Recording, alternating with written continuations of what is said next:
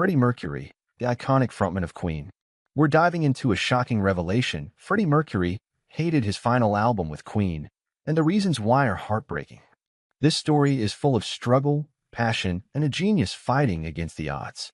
You're going to want to stick around for this one. It's heavy. Let's get into it. Queen is a band that redefined rock and roll.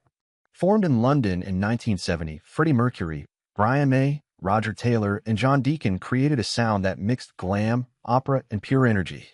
Albums like A Night at the Opera, News of the World, and Again gave us anthems like Bohemian Rhapsody, We Will Rock You, Another One Bites the Dust, and Somebody to Love. Freddie's voice, powerful, theatrical, and soulful, was the heart of Queen, and his larger-than-life stage presence made him a legend. From Live Aid in 1985 to their sold-out world tours, Queen was unstoppable. But by the late 80s, Freddie was facing his toughest battle, and his final album with Queen, Innuendo, released in 1991, was a project he despised. Why? The truth is a mix of personal pain, creative frustration, and a race against time. Let's set the stage. By the late 80s, Freddie Mercury was at the peak of his fame, but privately struggling. In 1987, he was diagnosed with AIDS, a disease that was poorly understood and carried a heavy stigma. Freddie kept his illness secret from all but his closest friends, including his bandmates, for as long as he could. He threw himself into music, determined to keep creating despite his declining health. Queen's albums in the late 80s, like A Kind of Magic, 1986, and The Miracle, 1989, were hits, but they showed signs of strain, less experimental, more polished, and leaning on pop. Freddie, always a perfectionist, was starting to feel the weight of his limitations. When work began on Innuendo in 1989, he was fighting not just for his art, but for his life. So, why did Freddie hate Innuendo? Based on interviews with Brian May and Roger Taylor, as well as insights from Freddie's close friend Peter Freestone and biographers like Leslie Ann Jones, the reasons are complex. At 75, Brian May has been open about Freddie's state of mind during those final years, especially in a 2025 classic rock interview. Freddie's hatred for Innuendo wasn't about the music itself. Tracks like The Show Must Go On, These Are the Days of Our Lives, and the title track are now considered some of Queen's finest work. Instead, it was about what the album represented, a painful reminder of his mortality, a compromise of his vision, and a battle against his own body. First, let's talk about Freddie's health. By 1989, AIDS was ravaging his body. He was in constant pain, losing weight, and dealing with infections that made recording a struggle. Freddie insisted on working, but sessions for Innuendo were grueling. He'd record vocals in short bursts, sometimes needing to lie down between takes. Brian May said Freddie would down vodka to numb the pain and hit the high notes. The band recorded in Montreux, Switzerland at Mountain Studios, where Freddie felt safe from the press, but even there, he was frail. Freddie hated how his illness dictated the album's process. He was used to being a dynamo, commanding the stage and studio, but now he felt weak, and that made him angry. Mays recalled Freddie saying, "This isn't me. This isn't what I want to leave behind," frustrated that his body was betraying his spirit. Another reason was creative control. Freddie was a visionary, always pushing Queen to blend genres and take risks. Bohemian Rhapsody was proof of his fearless ambition, a 6-minute opera rock epic no one thought would work. But with Innuendo, Freddie felt like he was losing his grip. His health meant he couldn't be as hands-on, and the band leaned more on Brian May and Roger Taylor to write and produce. Songs like I'm Going Slightly Mad and Headlong were brilliant, but Freddie felt they lacked the bold experimentation he craved. He said to have told John Deacon he wanted the album to be wilder, more like their early days, but his energy was fading. Freddie hated that Innuendo felt like a compromise, shaped by necessity rather than his full vision. The band's dynamic also played a part. Queen was a tight unit, but by the late 80s, there were tensions. Brian May was dealing with depression and a failing marriage. Roger Taylor was focused on his solo work, and John Deacon was quiet but stressed by the band's pace. Freddie, knowing he didn't have much time, pushed the band hard, which led to clashes.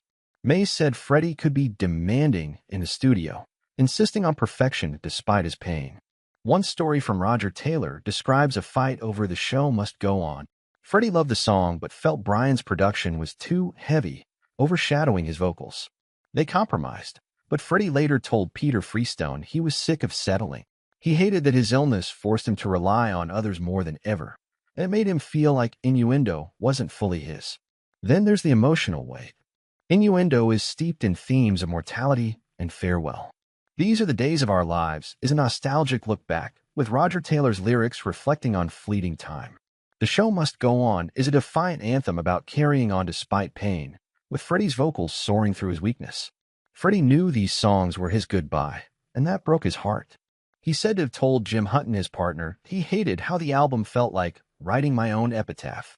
Freddie wanted to be remembered for his joy and energy, not his suffering, and Innuendo's somber tone felt too revealing.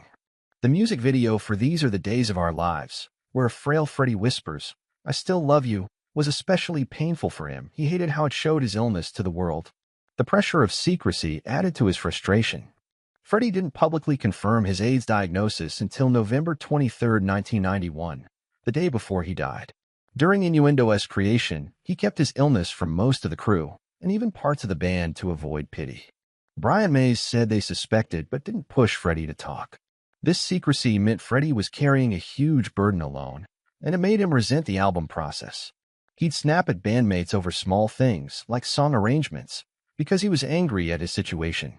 Roger Taylor's recalled Freddie saying, "I don't want this to be about me dying," but the album's tone was undeniably shaped by his condition. Another factor was the music industry's expectations. By 1991, Queen was seen as a legacy act, and the rise of grunge and alternative rock made them feel out of step. Freddie, always forward-thinking, wanted Innuendo to prove Queen could still innovate. He pushed for the sprawling 7-minute title track, which mixed prog rock and flamenco, as a way to stick it to the critics. But he felt the industry didn't care. Reviews were mixed, with some calling the album dated. Freddie said to have told Brian May he hated how the world was moving on without them, and it fueled his frustration with Innuendo as a final statement. Despite his feelings, Innuendo is a triumph. Fans and critics now see it as a testament to Freddie's courage, with songs that capture his spirit even in his darkest moments. But for Freddie, it was a painful reminder of what he couldn't do.